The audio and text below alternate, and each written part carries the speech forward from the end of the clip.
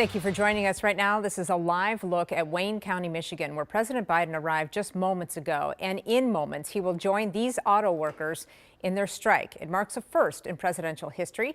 However, he will not get involved in the negotiations. His administration has no legal authority in these discussions.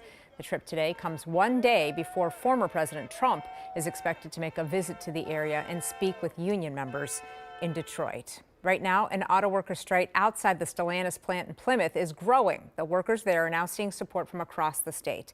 Cece Gaines brings us to the picket line. Workers tell us that they've been out here 24/7 picketing in 8-hour shifts. Just a few hours ago at 8 a.m., union members from across the state even joined workers here for a solidarity rally. Now, workers at this Plymouth facility joined the nationwide strike on Friday when it expanded to 38 parts distribution centers for Stellantis and GM.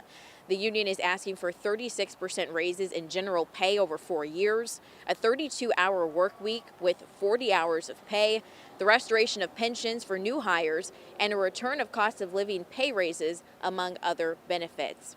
Union leaders say they'll keep expanding this strike until they get what they want. I'll send things back to you.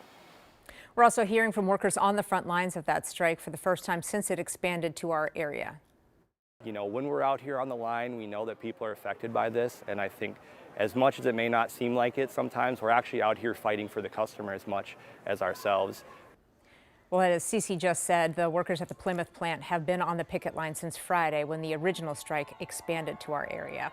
The other major strike involving Hollywood writers is one step closer to coming to an end. Right now, union members are beginning to vote on a new contract. A tentative deal was reached Sunday night. Now, if that deal is finalized, daytime and late night shows will likely come back first, but other projects are still on hold as the actors' strike continues. Well, now to our cloudy forecast. Ben, when's the sun coming back?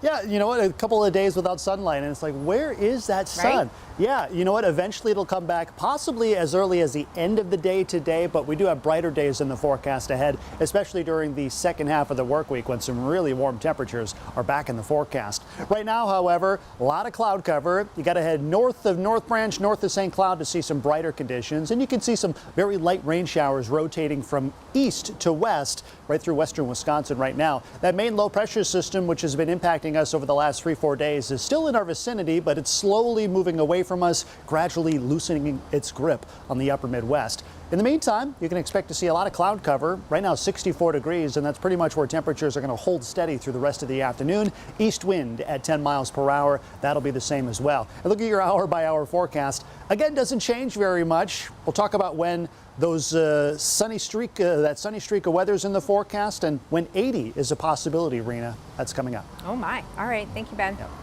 Well, today, the first of 84 new homes in Minneapolis are ready for move-in. It's part of an effort to help bring more affordable housing to our area. Right now, Mayor Frey and housing authorities are at a grand opening for some of those homes.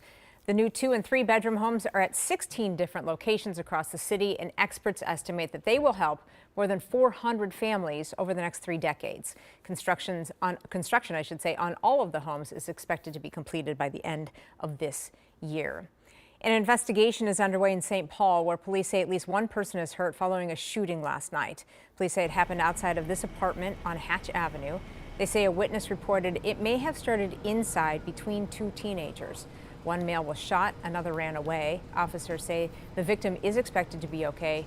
Another nearby home was also hit by a bullet.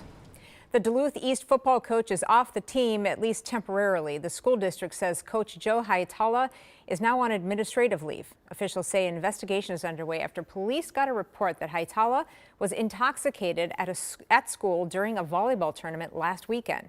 When officers spoke to him, they said he did show signs of intoxication. They asked him to leave, and he did. Hietala is not expected to face any charges, but will not be coaching until that investigation wraps up. Well, today marks the second day of a renewed search to find 15-year-old Nevaeh Kingbird. She's been missing from Bemidji since 2021. Lauren Lemanchek shows us the latest evidence and how you can help. October 22nd, 2021 was the last time anyone heard from 15-year-old Nevaeh Kingbird. Her mother, Teddy Wind, says she was at work and called Nevaeh to check in on her.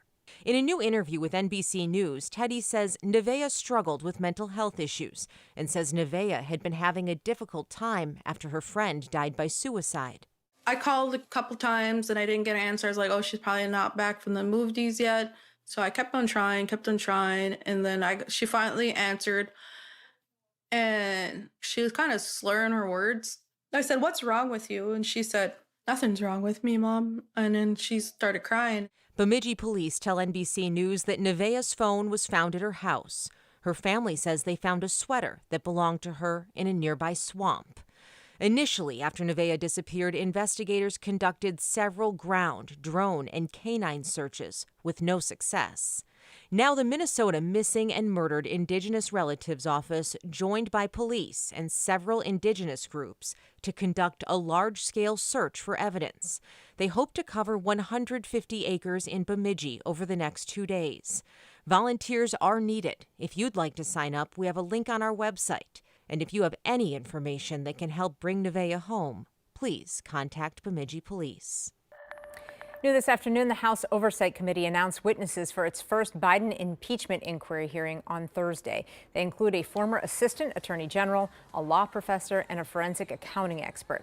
CNN reports none of them have any direct knowledge of the accusations facing the president. The committee is also expected to send subpoenas to the president's son Hunter and his brother James. Meanwhile, Hunter Biden now suing the former Trump attorney Rudy Giuliani. The lawsuit was filed today listing violations of computer fraud and data access related to a laptop that the president's son left at a Delaware repair shop. It also claims the data was manipulated, altered, and damaged by Giuliani and another attorney. Hunter Biden is asking for $75,000 in damages. In his own legal battle, former President Donald Trump is asking to have a possible gag order rejected. Late yesterday, lawyers filed a memo saying the order is unconstitutional. Prosecutors had asked a judge to limit the former president's ability to discuss the federal election interference case, including witnesses and their testimony. The judge has not yet made a decision. And today, the Supreme Court begins a new term. The 9 justices will meet for their first closed-door session. It comes as the High Court sees a plummeting approval rating. Well, it has been 3 years since millions of Americans have had to worry about making student loan payments. But this weekend, that pause ends. Depending on your situation, you may not have to pay that first bill until November or December. However, financial experts say that money is already accruing interest, so making those payments sooner might be more beneficial to you. There are a few different payment plans available, and you can decide what works best. First is always, what is your main goal? And so for some people, the goal is to pay off your student loans as fast as possible or to pay it off over time. For other people, they are looking for the lowest monthly payment right now because just to make sure that things are affordable.